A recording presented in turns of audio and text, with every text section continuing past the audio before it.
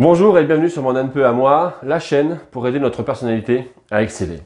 Je suis Francis Berthelot, coach de vie, coach en psychologie positive. Avant de commencer, n'hésitez pas à vous abonner ou à partager, mais aussi prenez le temps de regarder la vidéo jusqu'au bout et de visiter les liens que je mets dans la description pour vous inscrire à ma newsletter et télécharger des outils que je mets à votre disposition gratuitement en fonction des thèmes que j'aborde.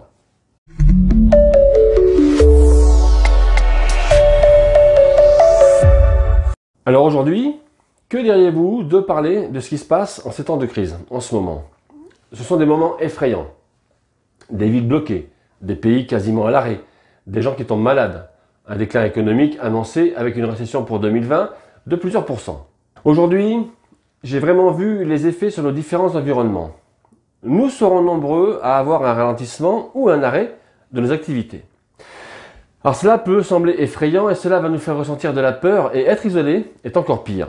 Toutefois, ce que l'on peut constater, c'est que la nature, une fois de plus, nous rappelle, sous quelque forme que ce soit, qu'elle soit animale, végétale, bactériologique, météorologique, qu'elle domine. Elle nous montre l'humilité que nous devons avoir envers elle, mais également le recul nécessaire que nous devons adopter pour pouvoir repenser nos systèmes économiques, sociaux, culturels et individuels. Nous devons nous repenser nous-mêmes. C'est la nature humaine, les gens sont égoïstes. Avez-vous vu les comportements, les bagarres dans les supermarchés? Celles et ceux qui vont faire du recel de papier hygiénique en prenant plusieurs packs de 12 rouleaux de papier toilette dans le caddie, ou 10 paquets de pâtes, ou 10 paquets de riz, empêchant d'autres personnes qui, elles, ne sont pas égoïstes, de juste prendre ce dont elles ont besoin. Il convient donc d'abord de relativiser la situation en cours. Les supermarchés restent ouverts et approvisionnés, c'est pas la fin du monde. Pour celles et ceux qui ne le sauraient pas, je suis un ancien militaire, j'ai fait 21 ans dans l'armée, et j'ai eu l'occasion de vivre plusieurs mois sur les théâtres d'opérations extérieures avec le minimum vital, que ce soit pour manger, avec des rationnements d'eau. Voilà, il y en avait 2-3 heures d'eau par jour. Et j'ai vécu plusieurs années en Afrique, en famille, avec beaucoup moins que ce qu'on a en France actuellement. Et ni ma femme, ni notre fils, ni moi-même ne sommes morts. Aujourd'hui, nous possédons l'essentiel pour vivre correctement. Alors, pas de panique, no stress. Ce que je veux vous dire par là, c'est que la prise de conscience que nous devons avoir aujourd'hui, à la vue des événements, se résume en 2 mots. Indépendance et autonomie. Ce que je veux vous dire là, c'est qu'il y a une bonne nouvelle, car les temps difficiles sont en train de fortifier beaucoup d'hommes et de femmes. Par expérience, c'est dans ce genre de situation qu'il faut garder son sang-froid, garder ses bonnes valeurs et faire preuve de leadership. Parce qu'après, il va s'en suivre une nouvelle belle époque. Car vous connaissez ce dicton qui s'est vérifié avec l'histoire. Dans chaque crise, il y a des opportunités. Ce que je vous souhaite avec cette vidéo, c'est que vous deveniez ou redeveniez une femme forte ou un homme fort. Dans ce temps de désarroi et de guerre face à cet ennemi invisible, nous avons tous le choix. On a demandé à nos grands-parents d'aller faire la guerre pour notre liberté, et nous, on nous demande de faire face à cette guerre invisible, assis dans le confort de nos canapés, avec l'accès à la culture, au cinéma, aux jeux. Et je pense qu'on devrait y arriver, non? Vous ne trouvez pas? Alors, comment vous portez-vous? Comment vivez-vous cette situation? Est-ce que vous avez les ressources et les moyens nécessaires pour vivre plus facilement cette période troublante et déstabilisante? Alors de mon côté, je viens vers vous aujourd'hui pour que l'on voit ensemble la distanciation sociale. C'est un groupe de mots que l'on entend ces dernières semaines et c'est quelque chose que nous devons tous pratiquer maintenant pour nous assurer de prendre soin les uns des autres. Une autre façon de le dire, confinement, travail à domicile. Ce n'est pas une situation inhabituelle dans le monde d'aujourd'hui, mais c'est une situation que peu d'entre nous connaissons très bien et il n'y a pas lieu de paniquer.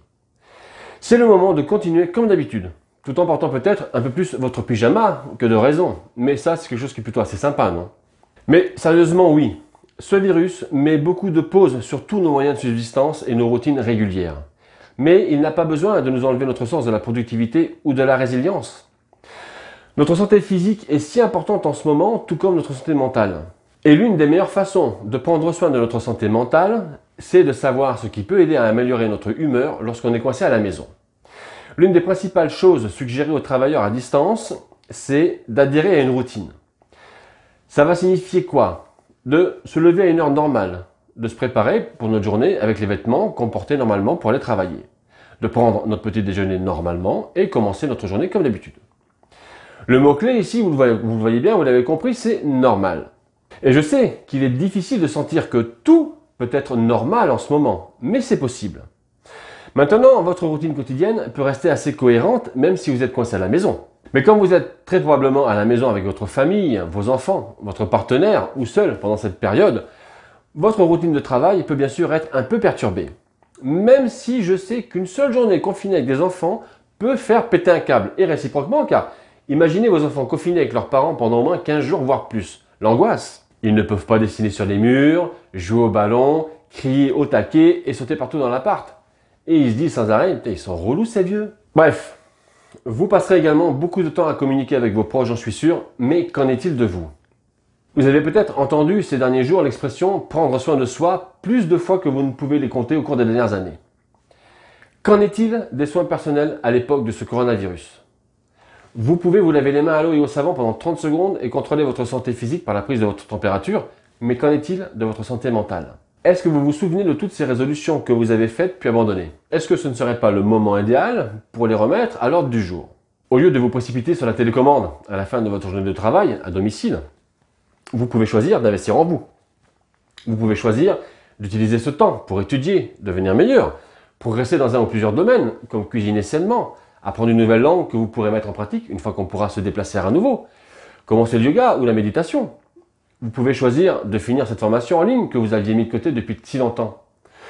Vous pouvez également choisir de lire ces livres que vous avez mis sur une étagère et qui prennent la poussière, ou d'écouter des livres si vous êtes plus auditif. Vous pouvez également choisir de développer votre savoir-être, votre savoir-faire ou votre savoir tout simplement pour développer votre leadership et créer un meilleur futur pour vous et votre famille.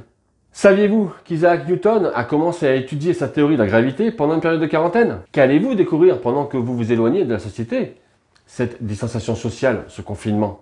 Au lieu de vous concentrer sur la peur et l'incertitude, commencez à penser à qui vous voulez être quand tout cela sera enfin terminé. Et puis, commencez à devenir cette personne que vous avez toujours voulu être, vraiment. Le grec ancien avait deux mots pour le temps, chronos et kairos. Le premier, chronos, c'est le temps objectif, le temps de l'horloge et le mouvement linéaire de l'histoire. Une heure aujourd'hui équivaut à la même heure que la dernière. Mais le second, kairos, est subjectif.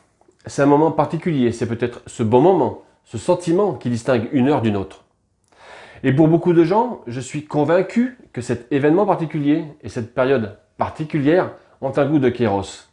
C'est différent, beaucoup de gens ont peur et leurs vies sont perturbées.